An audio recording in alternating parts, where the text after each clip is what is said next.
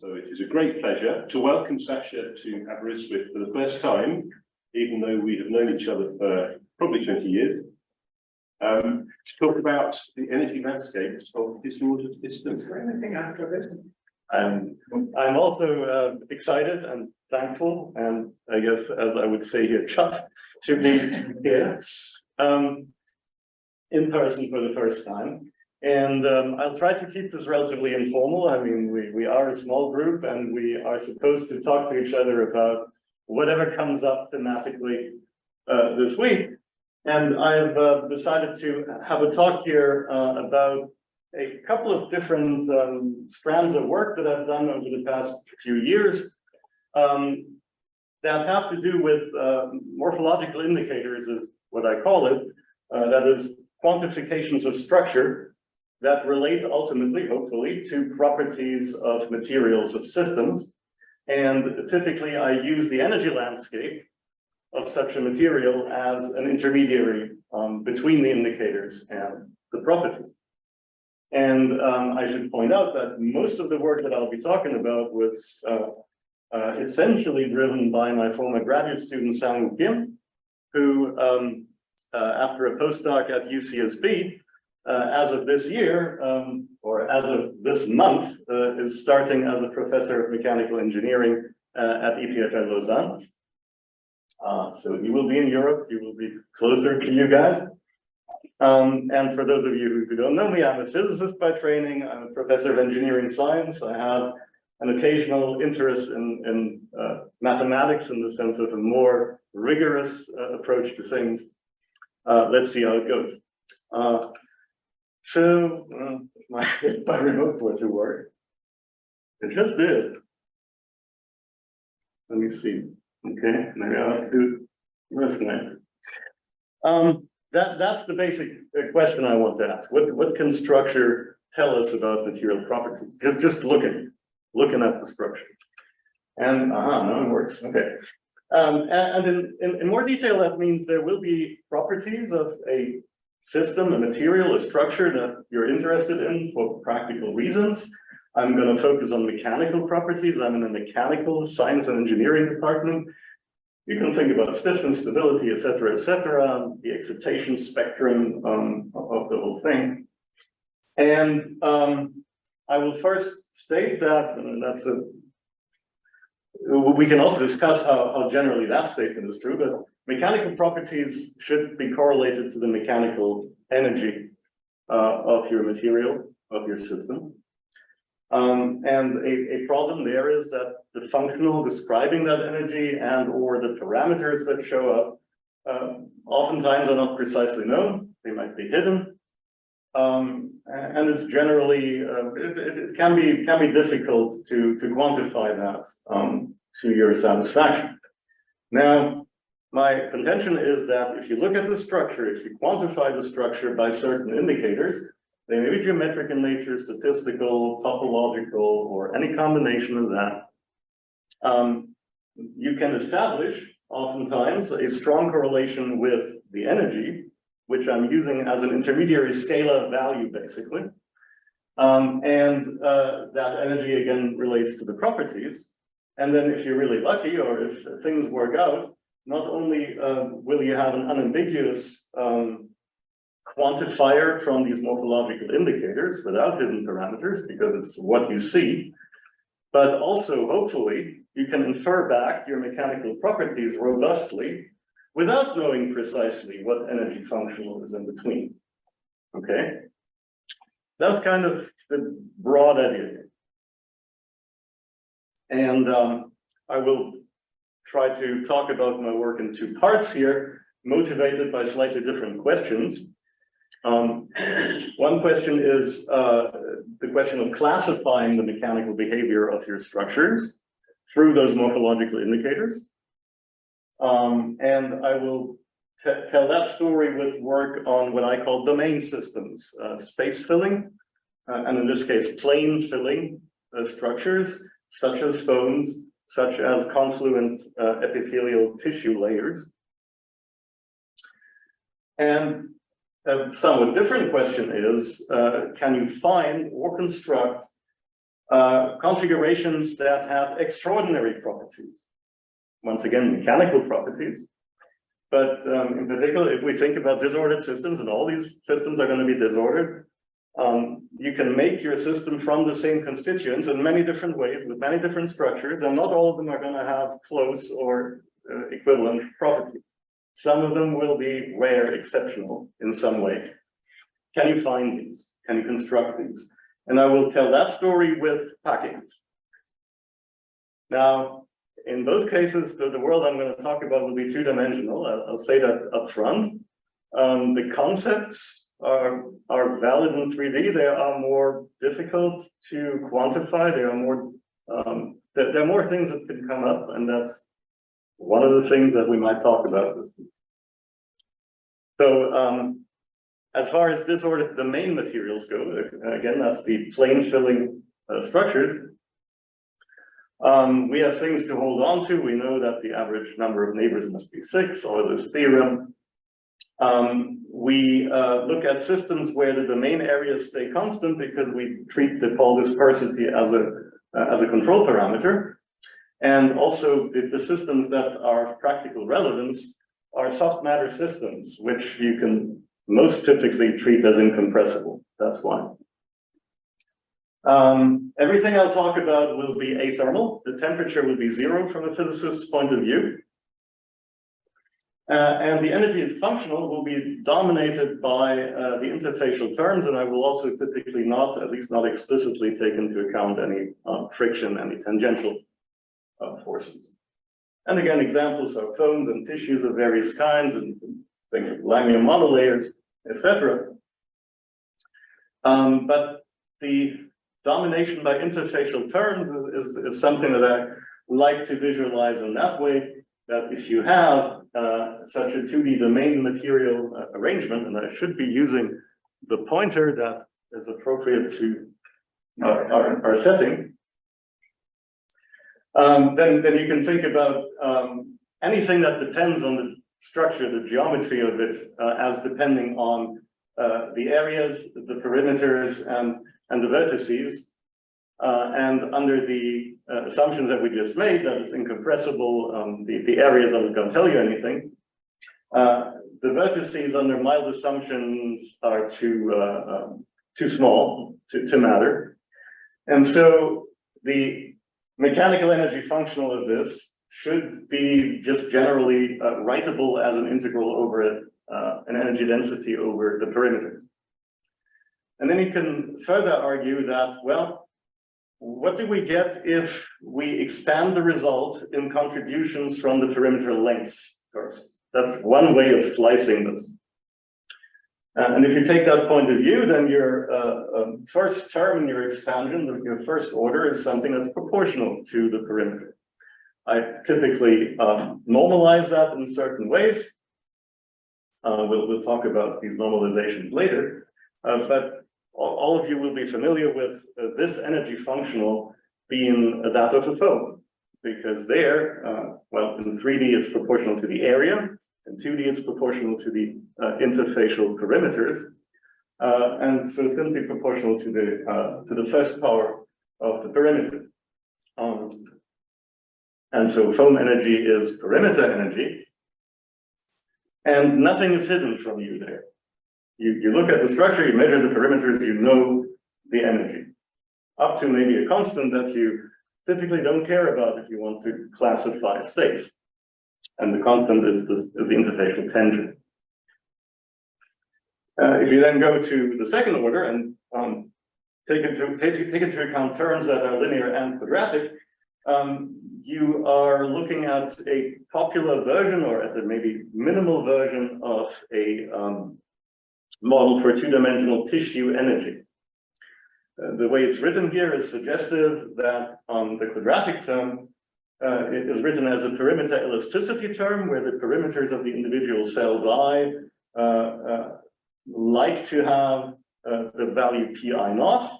If they don't, you pay elastic energy penalty. And the negative linear term here is an adhesion term, so that proportional to the length that two cells share with each other, you get rewarded by reducing the energy with this factor minus gamma.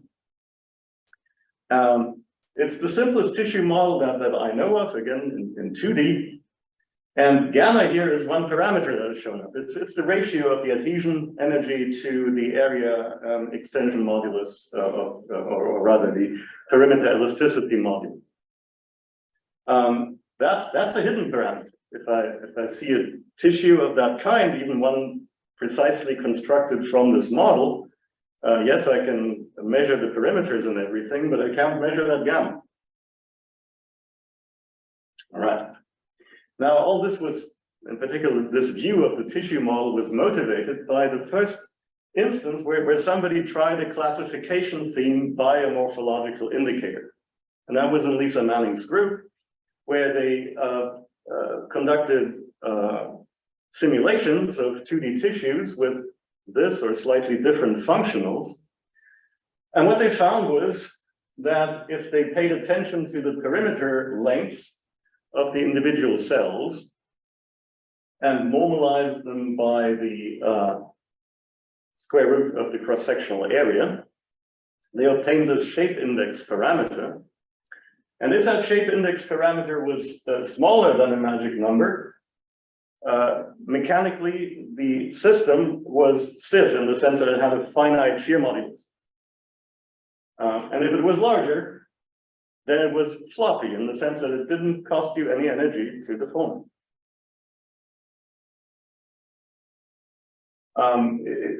This is the loss of rigidity transition, and if you look at it with the energy functional I just showed you, and in terms of this parameter gamma, it becomes a lot more clear why this happens. Here I've completed the squares of that functional. And so what you see is that as you increase the parameter gamma, you are effectively increasing, or you're increasing an effective equilibrium perimeter for every individual cell.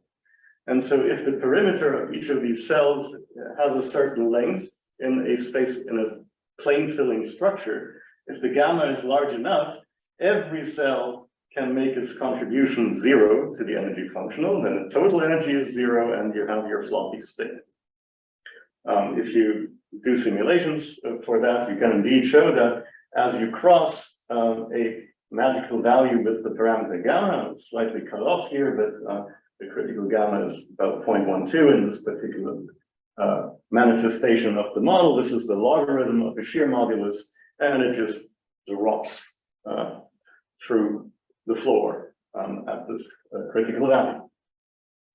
Now, that was our contribution to that type of classification idea. But what bothered me from the beginning was that these were all statements about the ground state. It was all statements about the lowest energy state people could find. And ground state is a contentious notion in these systems anyway. And in most cases of disordered systems, we have no way of proving what the ground state is. But we know pretty well where the lowest energies lie. And so these transitions were to be read as transitions from stiff ground states to floppy ground states. But if somebody like my collaborator Rich Carthew gives me such an image of a tissue, say this is from the wing of a Drosophila fruit fly, who says that's a ground state?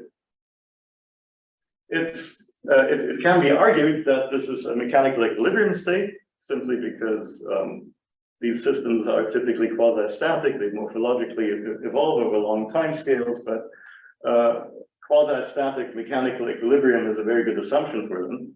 But, of course, generally will not be a ground state. Generally, it will be a local energy minimum. It will be a metastable state. And so we entered this notion of there being a complicated energy landscape here drawn schematically, but of course you have to imagine this as having millions of dimensions. And if somebody gives you this snapshot, can you tell where on the energy landscape you are? In which metastable minimum? So we explored this for quite a bit using surface evolver simulations. I'm not, we have, in more recent work, we've moved away from surface evolver, and it's not essential that it's surface evolver, but it's always nice to plug Ken Brackey's contribution to the field. And one of the things surface evolver deals with naturally are topological transitions that also you all know about, but are particularly important in the context of these energy landscapes, because typically the local minima are separated from neighboring local minima by such topological transitions of the structure. So that's why the notion of the T1 transition is important, and there will generically be an energy hump to go over from before to after, and then there will be a difference in energies between the previous and the after metastable state. And so we performed a whole bunch of simulations. There are many different strategies for preparing these with varying initial states to try and cover the entire energy landscape. And we did this both with foam, with the foam model of energies linear in the perimeters, and the tissue model I showed you that's quadratic with different gamma parameters. And one thing that we found is that, interestingly, even if you do the tissue simulation, you can use a pseudo foam energy, or we call it equivalent foam energy, to describe the system, and it will give you pretty much a one-to-one correspondence. This is nice because we can ultimately plot everything in the same diagram. So basically what we're doing is we're finding metastable states with the tissue energy functional. These cells in these states have equilibrium perimeters pi star, and then we pretend it's a foam and just sum up the perimeter. That's our equivalent foam energy. And as you see, it correlates very nicely with the actual tissue energy for various gammas, for various polydispersities, and so on. It's just a technical point to say I can plot my tissue energies on the same graph as my foam energy. And then, after we did all this, and it was interesting, my biology collaborators told me, yeah, but measuring perimeters is kind of dicey in these epithelial tissue images, and you can understand why. The resolution is not always great. You get great fluctuations in local brightness, and depending on what resolution you have, you will get different values for the perimeters. That's why we did a whole bunch of alternative work to find alternative morphological indicators that would give us insight into the overall energy. And that's really what I want to focus on here, not so much the perimeter measure. Here, we take such a tissue sample and we focus, in terms of statistical information, on the cross-sectional areas of these polygonal cells and the topologies, by which I simply mean the number of neighbors. They have, of course, separate distributions, but more importantly, they also have a joint distribution, P of N and A. And the bold hypothesis we made was that such energy functionals should be functionals of that joint distribution. And if that is true, it will be a functional of the moments of these distributions. It's easy to see that the zeroth and first moments of these distributions are fixed. For instance, the topology first moment is set by Euler's theorem. The first moment of the area distribution is simply the average area, which we scale out. And so the leading order contribution should come from the second moment. And if you further make the assumptions, there's a lot of assumptions, right? Always take the simplest leading order thing. The further assumption is the second moments, the mu's here, will show up linearly to leading order in the energy function. So there's a reference energy, which I call 1. This is the normalized energy in these systems of what I would call an equivalent honeycomb. So a monodisperse, regular hexagonal arrangement of domains that have the same average area as the generally polydispersed sample. And then plus linear contributions of the second moment of the topology, that's the topology variance. The second moment of the area distribution, that's the area variance, and the covariance mu11 of topology and area. And there are prefactors, capital M, moduli, if you will. I will not go through the details of some of the arguments we went through in order to show that, if you really believe that, you should not have a third term like that. It should not depend on polydispersity, in other words. And we could extend a correlation that we knew about near the ground state to the entire landscape domain that we're interested in here. That tells us that there's a universal proportionality constant between the two moduli of the mu11 and the mu20. Which means in the end, you only need to measure one of these moduli. For instance, N20. And because that doesn't know about the 1,1 or the O2, you can do it in a monodispersed system. So these are all the simulations we made. First for phones of samples prepared in every which way that we could think about. These are the gray dots. So these are the most extreme outliers that we could find. And you can see it's still a great correlation between the foam energy and the topological variance. It's linear, it has a well-defined number, you can bin it. You can also find that the variance, that the standard deviations of these bins goes down with 1 over the square root of the sample size, so it's all very friendly. And now the nice thing is if you do the same thing for tissue simulation with different parameters, gamma and so on, it's exactly on the same line. No matter which gamma you take, as long as your gamma is below the transition gamma. Because if you go above, everything is floppy, everything is zero energy. So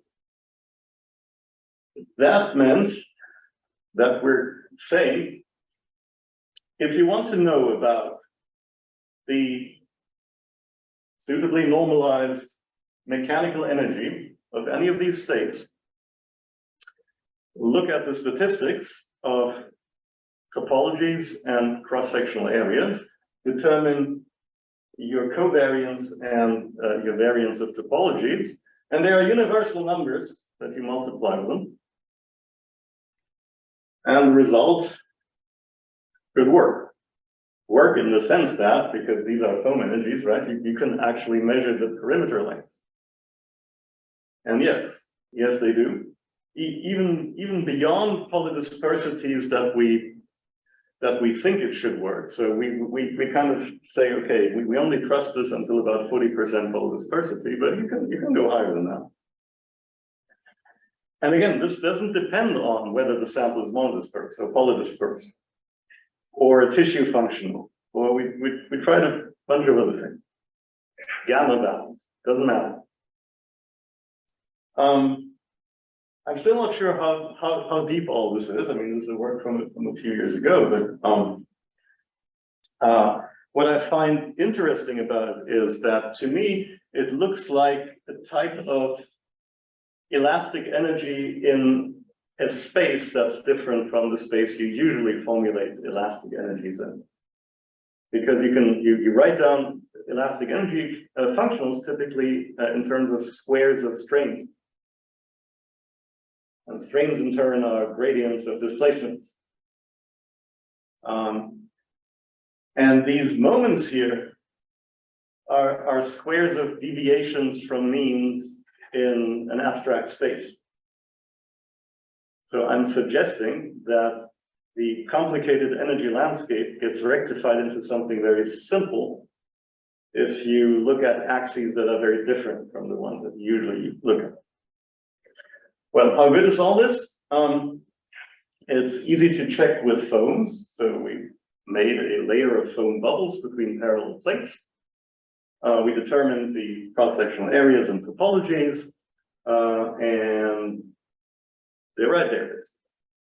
Now you will of course ask, well, did you do it for tissues? We are doing it for tissues with collaborators I have at U of I. These are NBCK2 epithelia. You can go through the steps of image analysis to obtain your areas and topologies and figure out what the statistical measure of energy is. And of course it doesn't work. Well, it kind of works, but it doesn't work that way, because if it really were, you know, this grand universal theory, we would have a quantitative prediction for every such system. What we have is that the statistical energy is predictive of the perimeter energy that is measured in these samples of tissues, but the measures are clearly off. The quantitative prediction is much lower than what we're actually measuring. The perimeters are much longer. The shapes are weird, as Adil pointed out when you saw my title slide. This is something that we're currently working on quite intensively. I could give an entire talk about this. I won't. I will only point out that we think it can be explained entirely by the fact that such an epithelial layer of tissues is not a 2D structure. It is polarized between the basal side, where there is a basal membrane, and the apical side that's open to the lumen. And there are important mechanical differences between the basal side and the apical side, and you have to take these into account. And the last thing I'll say about the classification idea is that now that we have a prediction for, not a prediction, but we have a quantification, a morphological indicator for the location on the metastable state landscape of each of these states, we can also ask, well, if we just look at the perimeter length, for instance, that cannot be completely predictive of the mechanical state of our system. So the simple picture of transition from rigid to floppy is definitely only valid at or near the ground state. And if you look at the entire landscape, you will find that there are, for a given value of the parameter, gamma, that is larger than the critical parameter, yes, you have floppy states, but you also still have rigid states. So all these guys are degenerate, zero energy ground states. All of those are perfectly regular, metastable, rigid states that conform to the same correlation that I just showed you. And in order to classify them properly, it's not enough to just know the perimeters. You also have to know at least one statistical quantity. Otherwise, you really go wrong, because it is even those with the largest perimeters that are actually stiff as opposed to floppy. Okay, that's what I wanted to say about the classification idea, illustrated with these domain systems, and please ask questions. Can I just check on the last slide? By stiff, do you mean that you were just calculating the energy morphology, or did you take the structures to subject it to a shear? We did both. We did both, and it corresponds as you would think. Yeah. What about the density of space and the density of space here? Not in these systems, no. I'm curious if that way. So people doing experiments, it's on some of these states are overwhelmingly more probable than others. Absolutely. I mean, that's one big thing that I would really like to talk about. So this is all zero temperature, right? So we don't have this. Well, we're not sure of the idea that microstates are equally likely and stuff like that. And this will become a lot more important in the second part of the talk, where I'm talking about extraordinary states, right? What does that even mean? How many manifestations should I expect to be seen? Absolutely. You talked about epithelial cells, but I know nothing about them. So you said there was a basal side and a still side, and you said there was something called lumen. What's lumen? So an epithelial layer mediates between the interior of the body, basically, and the exterior, which can mean just the air. I mean, this is an epithelium too, or it can mean, for instance, in the gut, the interior of the gut. That's the exterior from the point of view of the body. So it's just basically where there's no further tissue. Yeah. All right. So is the comparison there with a bubble raft, not a 2D layer of bubbles? The comparison there. Well, so you compared with something, I guess, between parallel planes, and said for the cells. Okay. No, it's more complicated. Well, as I said, I have an entire other talk about this, but so it turns out that the basal side contains actin fibers that lead to extra mechanical driving of the system, which is anisotropic cell by cell. That changes shapes, that changes lengths, and it makes everything vary in an actual quantifiable way between the basal and the apical side. If you do confocal microscopy, you can cut through that and you can see how it changes.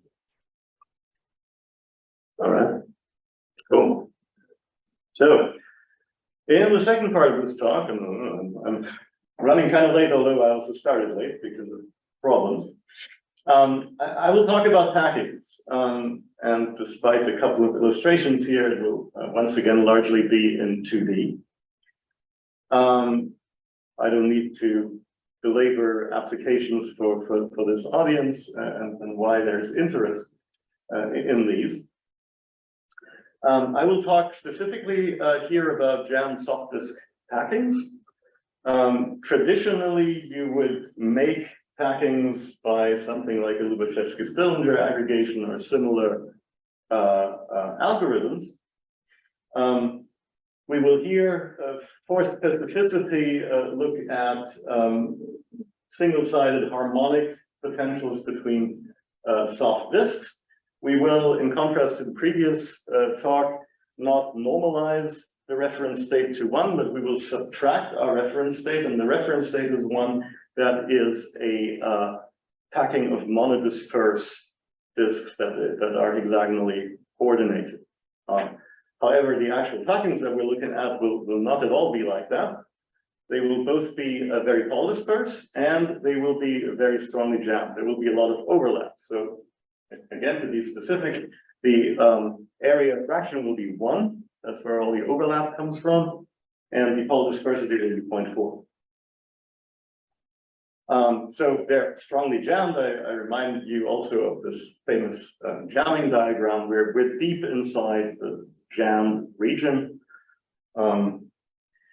Although I will say a little bit in the end of how to unjam.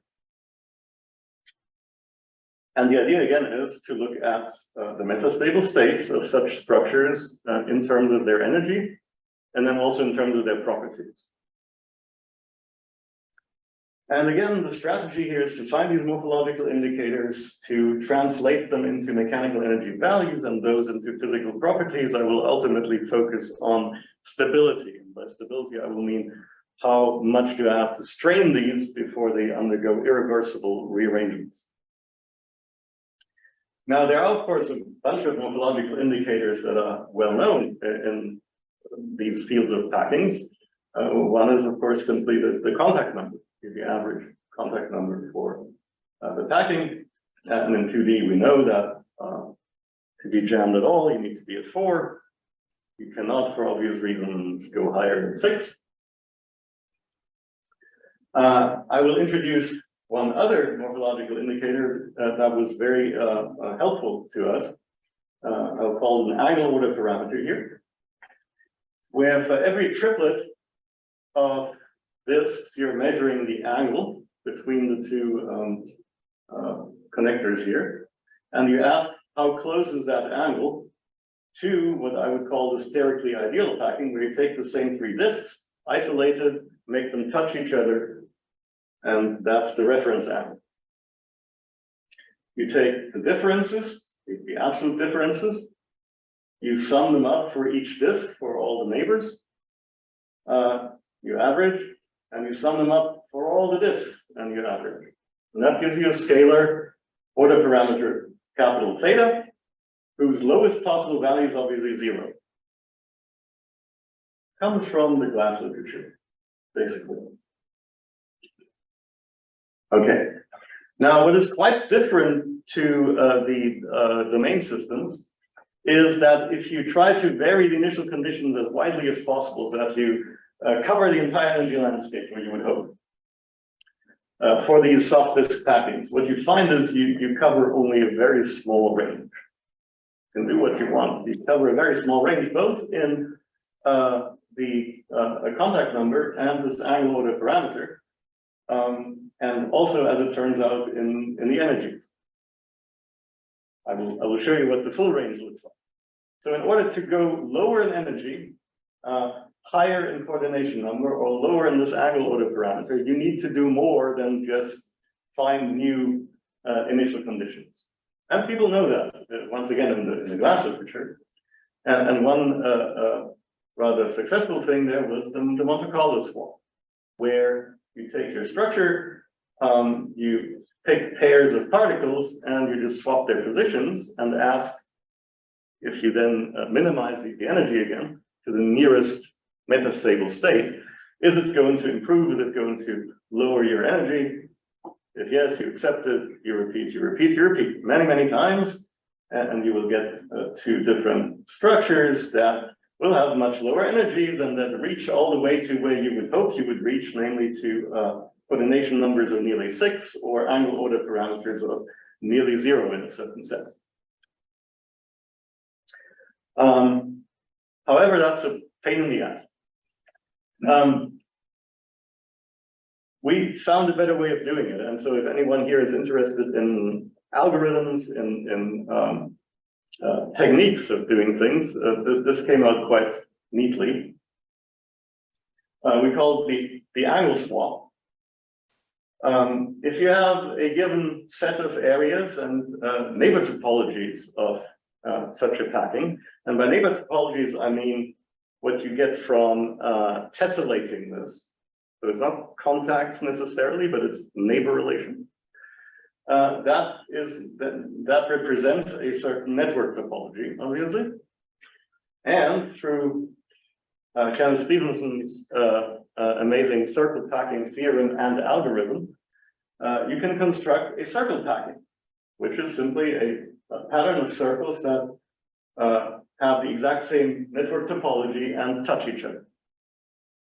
Meaning that this structure over here is sterically ideal and has an angle order parameter of 0. That's great, except that the circles constructed in the packing do not have the areas that you started out with. And the simple idea that my student Samu had was to simply take those areas and these areas, order them, and replace in the circle packing structure, replace them by the corresponding area of the distribution that you actually have. And then you minimize again to the nearest metastable state. Sorry, Sascha, I just want to make sure I understand the graph that you're showing up at the top there. The network that you're showing there is just the centers of the particles, right? You're not drawing a line if they're overlapping or not. I'm drawing a line if they are neighbors by tessellation. By tessellation, but not over. No, they don't need to contact. Yeah. So I don't understand the adjusting the radius, the next step either. Well, so what you want to find is lower energy states with a certain given set of areas, right? And if you go through the circle packing construction, you have a state that by the indicator of the angle order parameter, it should be very low energy, but it doesn't have the right area. Yeah. And so you're replacing the smallest circle in your circle packing by the smallest disk in your actual set of disk areas, and so on and so forth. Normally they are very different, the two sets, or they are very similar? If your sample is large, they become quite, you can make them quite similar. I mean, of course, you are guided by these network topologies to circle packings that are not that different if you have a lot of sample, yeah. We work for IDs first. We have looked a little into BIDIS first, but not very extensively. It's one interesting question, yeah. All right, so how well does this work? So here's some state of packing, which is a local metastable state found by fire minimization, which is a certain algorithm very popular, again, in the glass literature. You rearrange them by circle packing. Doesn't look like anything, but that's before you minimize, you do one more fire step to the nearest metastable state. And you can already see that their individual contributions to the angle order parameter are dramatically lower. And also, if you look at the energies of the entire thing, they get dramatically lowered by this, and I point this out, single step. Yes, the circle packing algorithm contributes to computational cost, but the real cost is the number of fire minimization steps. And this is a single step of simultaneous area swaps, if you will. Now, the proper comparison with Monte Carlo is like this. So here's a sample or a set of 50 samples of such packings that are treated by the traditional Monte Carlo swap of pairs of particles. So that's the mean and the standard deviation of the energies. As you make more and more of these fire minimization steps after swaps, only those that lower the energy are being accepted. And if you make about 100,000 of such steps, you are settling to what you might call a ground state energy. If you do the same thing with 50 samples and the angle swap, it looks kind of comical because the first step does most of the work for you, and then you kind of shake it up and you do it again and do it again. And you reach the same level after 40 steps, 40 fire minimization steps. You still have some Monte Carlo acceptance rule for the angle swaps, such that you Do you still have a Monte Carlo acceptance rule for the angle swaps? Or is it always going downhill? I do have that acceptance rule, but you know, it's just 40 steps, and most of them go down this. And so this is 2,000 times faster. It also turns out this is not dependent on details like, you know, what's your interaction potential with the Hertzian contacts too, instead of the one-sided harmonic. Gets you to the same energies, to the same angle order parameters. It is also not dependent on the shape of the particle size distribution. Once again, if the sample is large enough, you can basically model every distribution. Here, normal versus log normal, for instance. You know, very similar success with these steps. And I wanted to point out a couple more things. For instance, this gets better and better as your sample size grows. I mean, we did ridiculously small samples. Proof of principle, we were checking very many different things. But as we increase the number of particles in each sample, the success of this becomes A, better in relative terms, and B, the energies that we get out become better defined. So it would be really great if somebody who has access to real number crunching power would look at this in large samples and see what it can do. Now, the last thing I want to emphasize is, of course, that what I promised was that this has some relevance for practical properties of materials that we care about. And one might be stability. People in the glass literature talk a lot about ultra-stable glasses. For instance, the gravitational wave detector experiment, LIGO, needs to have its mirrors made from ultra-stable glass, so that the reflections that you get in interferometry don't sap so much energy that you can't measure your gravitational wave effects anymore. So that makes a difference for them. And there are certain ways of preparing ultra-stable glasses that... What do you mean by ultra-stable? Right. And you can define stability in various ways, but it has to do with that you have to strain the system more in order to make it rearrange irreversibly, in order to plastically deform, basically. And so here, we're taking our numerical samples and apply pure shear to them, so that we can compare those that are high on our energy landscape with those that are low, those in particular we found by angle swap, and find that the high energy guys rearrange very quickly and the low energy guys we have to strain more. So if you quantify that, it looks like that. A high energy state will have its first discontinuity here in the energy that it represents. I mean, we're constantly minimizing to the nearest metastable state. It has its first discontinuity here at a low critical strain, whereas the low energy states, you need to do quite a bit to them before they rearrange for the first time. And if you plot that critical strain as a function of where you started out on the energy landscape, interestingly, you find that not only the lowest states, the lowest energy states are ultra stable in that sense, but even lowish energy states are ultra stable, in the sense that there's a bit of a plateau here, almost to halfway up the energy landscape. So again, that's the entire range of energies that we have. The values here near zero are the ones near the ground state. The highest values here are the highest values we can stabilize at all. And those are the most unstable ones. You just look at them and they rearrange. Right? A couple more things that we tested and that might be good to talk about. You might think you could break this down to local contributions. So I showed you that this angle order parameter, which after all guided our algorithm, our angle swap algorithm, and therefore our finding of low energies, that this angle order parameter was made from an average sum of individual contributions of every particle.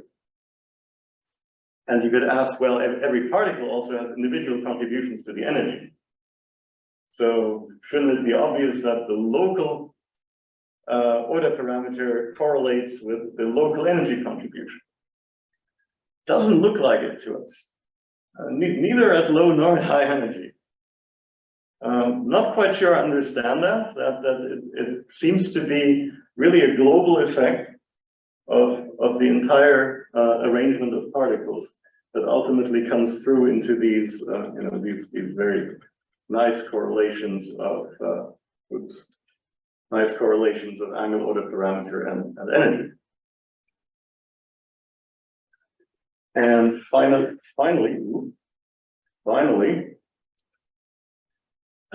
does all this depend on us being in this strongly overjammed limit of an area fraction of 1, right?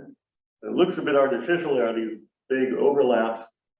So we were interested in what happens if you take a low energy packing that we found at area fraction 1, which is essentially at the coordination number of 6, and now systematically reduce the area fraction by making the particles a little smaller, once again minimizing to the nearest metastable state every time.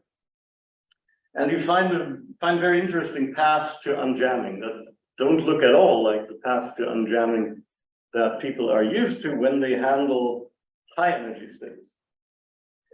What you have is these things don't rearrange at all for quite a bit of a range of area fractions, and then abruptly fall down through the unjamming limit of the coordination number of 4. The usual high energy states are kind of a power law behavior. And I'm saying usual and exceptional because, of course, the angle swap algorithm, like the Monte Carlo algorithm, has identified these low energy states as really special, right? If I just try to rearrange the particles in some way, I never find them. But it's a guided algorithm that finds them, and I have no good idea of how to quantify how rare they are. Mostly because there is no thermodynamics behind it. This is all zero temperature. We do not have equivalence of microstates. And that's maybe the biggest theme that I would like to discuss with you guys this week. What is it that makes certain disordered states unusual? Why are there disordered states that visually look just as disordered as other states, but they have very different energies, properties, and so on? And if I say ideal glass, you all know what I'm talking about. Right, so this unjamming happens in a strange way, and not only that, all along this way, the critical strain to make them plastically deform stays the same. So it's not an artifact of the strong overjamming. Once you find this arrangement of particles, you can make them hang together by really small overlaps, and it still costs you pretty much the same strain to rearrange it. All right. So in conclusion, this talk had two parts. I talked about domain systems and how, yes, the perimeter lengths are a good indicator for what's going on with them energetically, but maybe the more practical measure that we found was to use moments of the size topology distribution. And that if you want to classify states by being rigid or floppy, just taking the perimeters will not do it. You will need a combination of these measures. And then moving on to the packings, the energy landscape, we found very helpful to think about these angle order parameters as a guiding principle, in particular because the angle swap algorithm inherently minimizes it, and helped us to find in this way, by simultaneous swap of particle position, these rare low-lying, low energy states. And these states turn out to be mechanically ultra-stable. And apparently, this concept can be generalized all the way to unjam. I look forward to your questions and to discussion.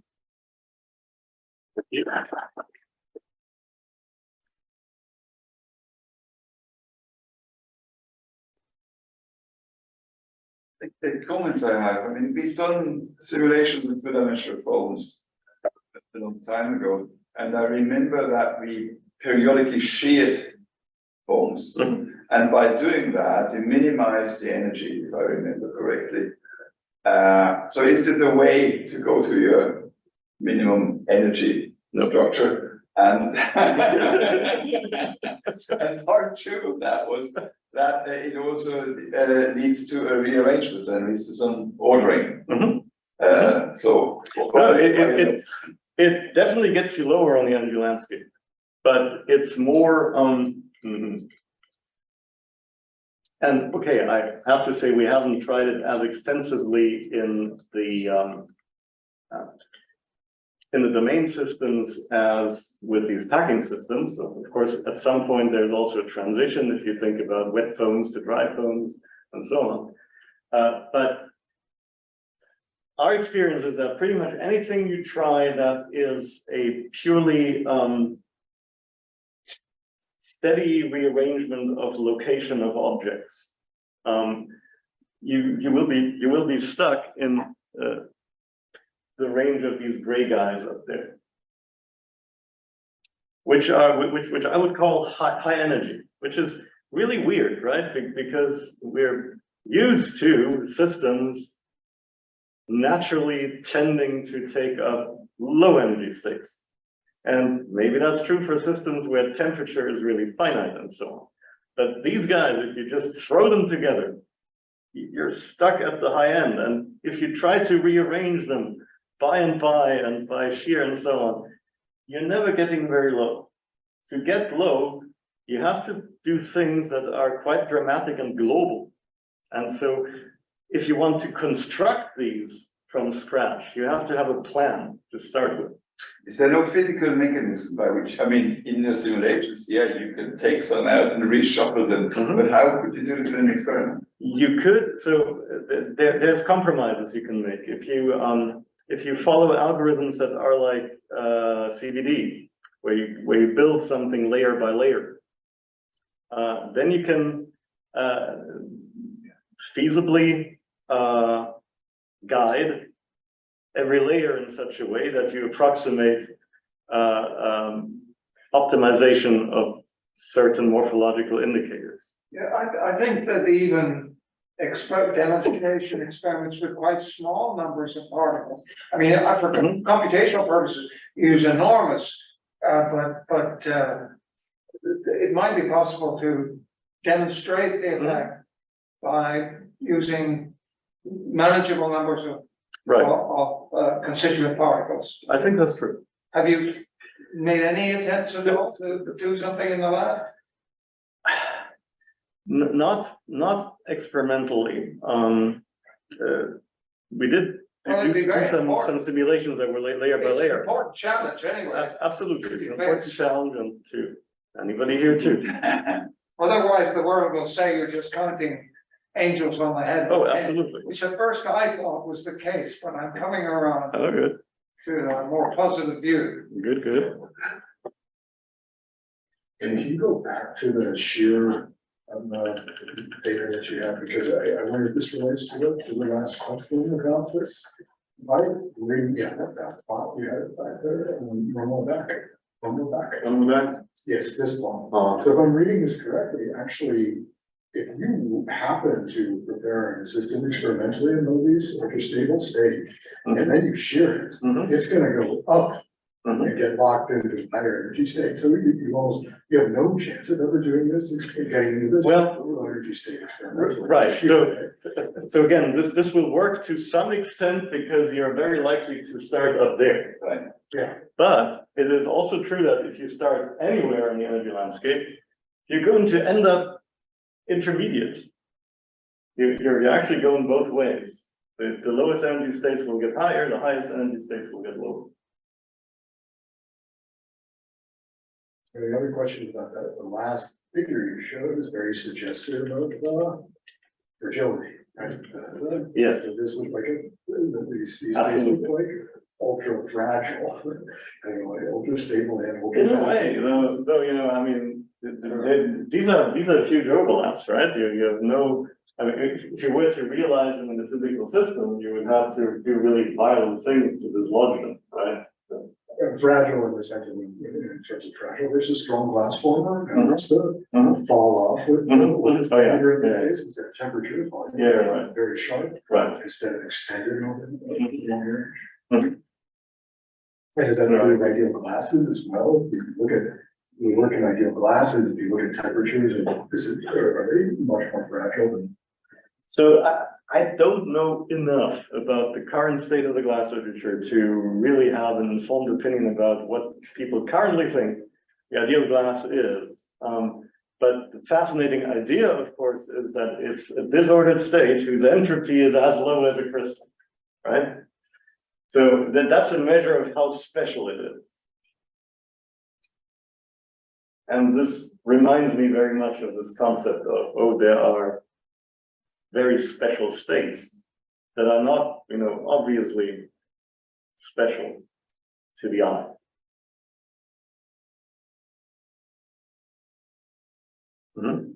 I'm curious about the transparency in which you showed the Monte Carlo versus the angle swap, and you showed that you reached the same energy. I suspect you didn't reach the same state because there are plenty, but did you compare these states are similar or they have peculiarities? They are similar in the measures that I showed, such as contact number or the angle or the parameter. They are certainly, particle by particle, they are different. even there, we don't have an overall statistic because it's just, I mean, it's a nightmare, right? I mean, Coriohearn, for instance, has essentially enumerated such states for arrangements of disks, but only like up to, I don't know, 8 disks or something. And you know, if he goes higher than that, states explode. So this is just a big thing, you know. Can we get a grasp of the magnitude of space of microstates? Is that energy of that axis there? Is that energy of that axis? Yeah, it is. It's not the perfect state, fully dispersed hexagons. It's not the for domain systems. For domain systems, polydispersed hexagons have the same energy as non-dispersed hexagons, and so in that sense, yes.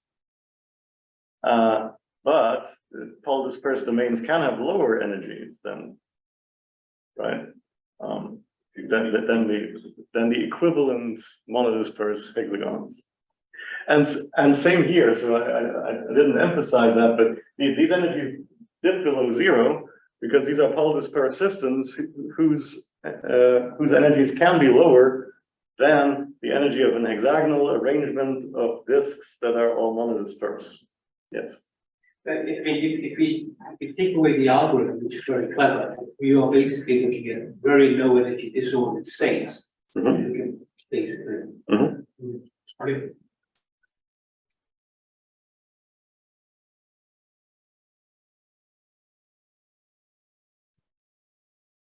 Thank you very much, Sascha. Thank you.